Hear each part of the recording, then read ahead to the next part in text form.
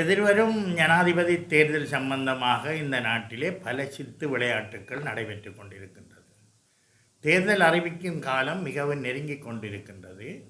தேர்தலுக்கான காலம் கூட இன்னொரு 3 மாதத்திற்குள்ளே தேர்தல் நடக்க வேண்டிய ஒரு சூழ்நிலையிலே, ஜனாதிபதி தேர்தல் நடக்க வேண்டிய ஒரு சூழ்நிலையிலே இந்த நாடு இருக்கும்போது பல விளையாட்டுக்கள், பல சூழ்ச்சிகள் நடைபெற்று கொண்டிருப்பதாகத்தான் நாங்கள் அறிகின்றோம்.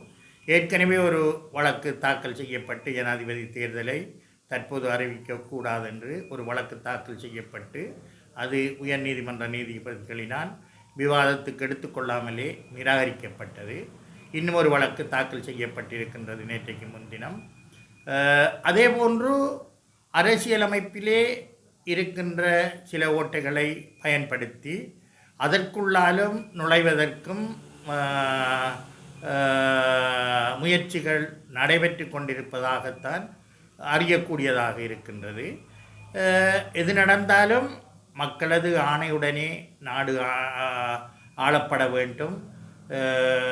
ஒவ்வொரு தேர்தலும் உரிய காலத்திலே நடைபெற வேண்டும்.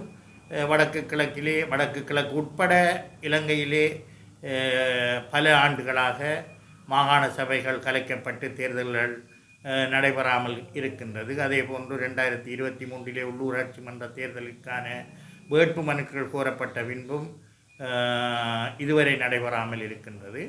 அதே போன்று இந்த ஜனாதிபதி தேர்தலிலும் ஏதாவது செய்யலாமா என்று முயற்சிகள் நடைபெற்று கொண்டிருப்பதாகத்தான் நாங்கள் அறிகின்றோம்.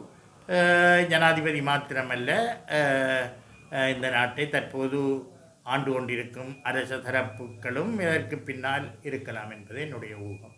தமிழ் தேசிய கூட்டமைப்பாகத்தான் நாங்கள் கடந்த தேர்தலில் மாத்திரமல்ல 2001ஆம் ஆண்டிலிருந்து பாராளுமன்ற தேர்தலை சந்தித்து கொண்டு வருகின்றோம்.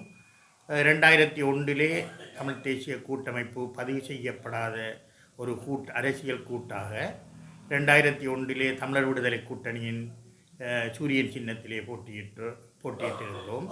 2004 2020 பாராளுமன்ற தேர்தல் வரை சகல தேர்தல்களிலும், அது உள்ளூராட்சி தேர்தல்களாக இருக்கலாம், மாகாண சபை தேர்தல்களாக இருக்கலாம், தமிழ் தேசிய கூட்டமைப்பாக தமிழரசுக் கட்சி, இலங்கை தமிழரசுக் கட்சியின் வீட்டு சின்னத்திலே நாங்கள் போட்டியிட்டு கொண்டு வருகின்றோம்.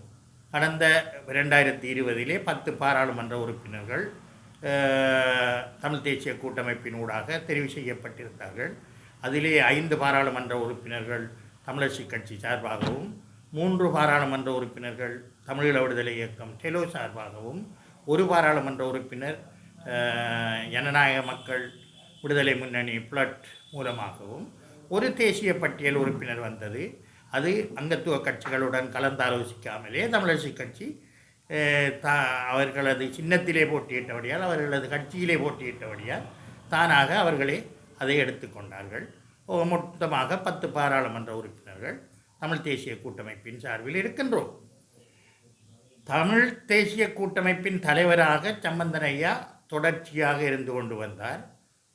கடந்த பாராளுமன்ற தேர்தலின் பின்பு கூட பாராளுமன்ற குழுக்களின் தலைவராக நாங்கள் ஏகமனதாக சம்பந்தன் ஐயா அவர்களை தமிழ் தேசிய கூட்டமைப்பின் பாராளுமன்ற குழு தலைவராக தெரிவு செய்திருந்தோம். அதையும் செல்வம் அடைக்கல்நாதன் எங்களுடைய கட்சியினுடைய தலைவர் தான் பிரேரித்திருந்தார். சம்பந்தன் ஐயாவிற்கு பின்பு நாங்கள் இப்போது பாராளுமன்றத்திலே இருப்பவர்களுள் உண்மையிலேயே சம்பந்தன் ஐயாவுக்கு அடுத்த சிரேஷ்ட உறுப்பினராக இருப்பவன் நான். 89ஆம் ஆண்டு பாராளுமன்றத்திற்கு சென்றேன். அதற்கு அடுத்ததாக சித்தார்த்தன் 94ஆம் ஆண்டு பாராளுமன்றத்திற்கு சென்றவர். அதற்கு அடுத்தது செல்வம் அடைக்கலநாதன். நாங்கள் செல்வம் அடைக்கலநாதன் அவர்களை பாராளுமன்ற குழுக்களின் தலைவராக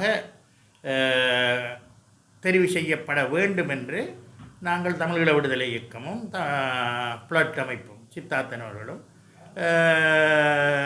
முயற்சி செய்தோம். காரணம் 1998ஆம் ஆண்டிலிருந்து, அதாவது கூட்டமைப்பு உருவாவதற்கு முன்பிருந்தே இன்று வரை 26 வருடங்களுக்கு மேலாக தொடர்ச்சியாக பாராளுமன்றத்தில் எந்த விதமான தோல்வியையும் சந்திக்காமல் தொடர்ச்சியாக 26 வருடங்களாக பாராளுமன்றத்திலே இருப்பவர் என்கின்ற ரீதியிலே நாங்கள் அவரை பிரேரித்திருந்தோம்.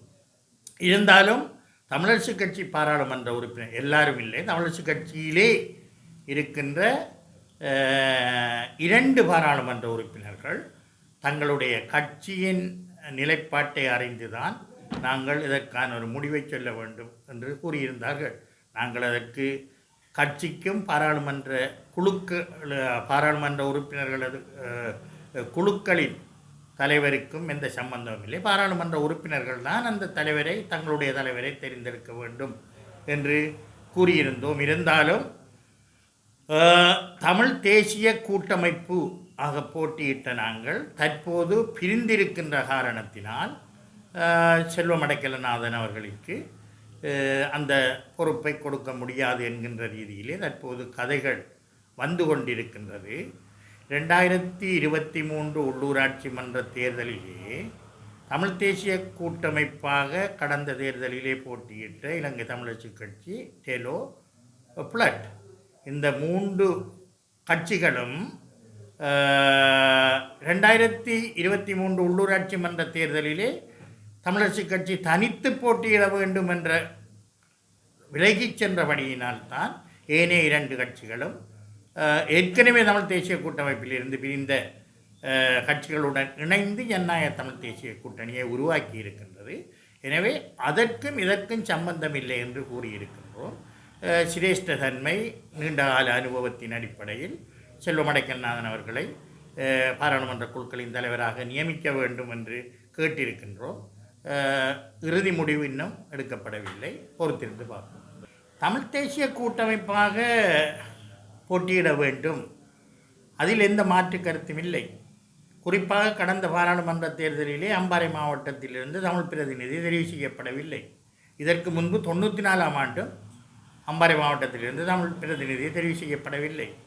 நாங்கள் பிரிந்து தேர்தல் கேட்டால் எதிர்காலத்திலே அம்பாறை மாவட்டம் போன்று திருகோணமலை மாவட்டத்திலும் தமிழ் பிரதிநிதித்துவம் இல்லாமல் போவது மாத்திரமல்ல, மட்டக்களப்பு மாவட்டத்திலும் பிரதிநிதித்துவம் குறைவதற்கான சாத்தியக்கூறு தான் இருக்கின்றது. எனவே தமிழ் தேசிய கூட்டமைப்பாக போட்டியிட வேண்டும் என்பதில் எந்த மாற்று கருத்தும் இல்லை. தமிழ் தேசிய கூட்டமைப்பில் இருந்து பிரிந்து சென்ற கட்சிகள், தமிழ் தேசியத்தை விரும்புகின்ற கட்சிகள் எல்லோரும் ஒருமித்து கேட்க வேண்டும் என்பது எங்களுடைய நிலைப்பாடு. ஆனால் நீங்கள் கேட்ட கேள்வி வீட்டு சின்னம் என்பது. வீட்டு சின்னம் என்பது இப்போது எங்கே இருக்குது என்று உங்களுக்கு தெரியும். நீதிமன்றத்திலே இருக்கின்றது. இலங்கை தமிழரசு கட்சியே தங்களுக்குள் அடிபட்டு வீட்டு சின்னத்தை கொண்டு நீதிமன்றத்தில் வைத்திருக்கின்றார்கள். அடுத்த தேர்தலிலே வீட்டு சின்னம் வெளியில் வருமோ என்பதே சந்தேகம். எனவே தேர்தல் வரும்போது அது சம்பந்தமாக நாங்கள் முடிவெடுப்போம்.